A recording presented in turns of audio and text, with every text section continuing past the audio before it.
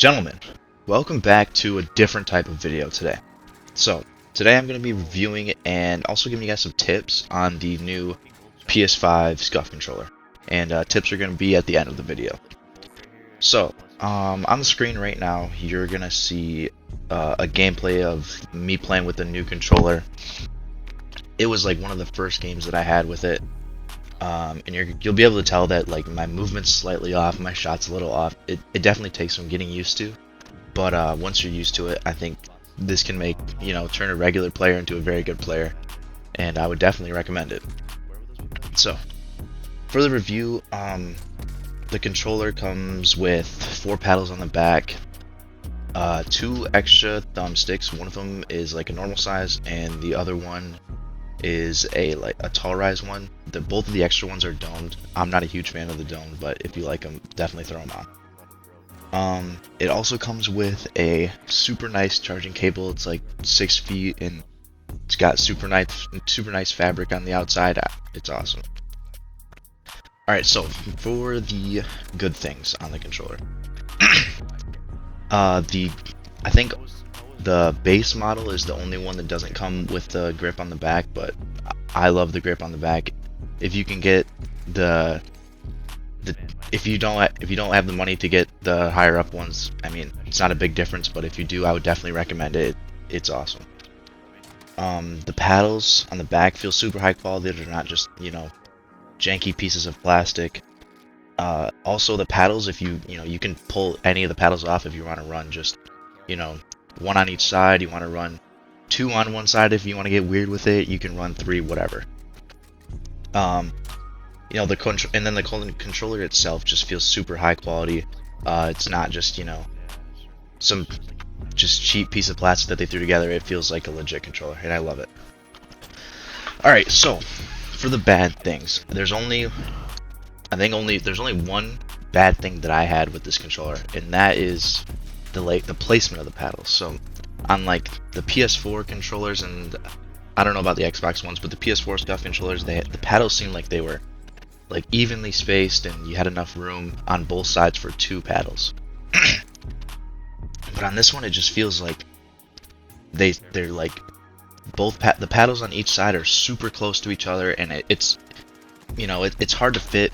I don't know, I have slightly bigger hands, so it's harder for me to fit both fingers back there and make it feel comfortable and not awkwardly hold the controller in my hand.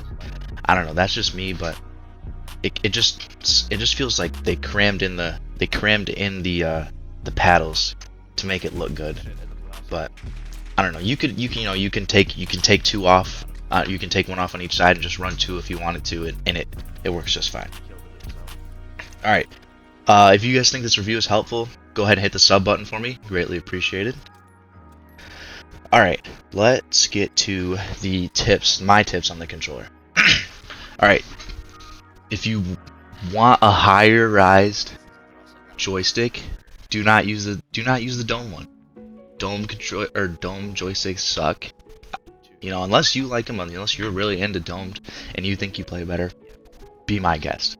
But if I stick to the concave one. I think the concave joysticks are way better, and you can buy a set of Control Freaks for like $4 or $5 on Amazon. So that would be my recommendation. Don't use the domed one unless you're used to it and you like it. If you do, you're freaking weird. All right. If you're gonna run 4 paddles on the back, if you think you can fit your hands back there, if you think you think it's comfortable, whatever, I would definitely recommend it. If you can fit your hands back there, do it. The best setup for that, I would say, have jump and crouch on the outside 2, on the outside paddles on each side, and then on the inside ones, I would have reload and weapon swap on the inside ones. And if you're like me and you think this, your hands are either bigger or you just can't figure out a way to get your fingers back there that are comfortable, this is what I would do, and this is what I've been running for the past couple of days, and I think it's been working pretty well for me. So keep the 2 paddles on the outside, keep them on there, make one of them jump, one of them crouch either side, doesn't matter, whatever's more comfortable for you. And then keep one inside paddle on there, on either side, doesn't matter, but only have one, so I have 3 paddles on the controller right now. And make that inside one your ping button. So, you know, super easy to remap these. All you have to do is just hold down, there's a profile button on the back, you hold that down and it starts blinking. Once it's blinking, you just hit the paddle and the button that you want to map it to at the same time. Super easy.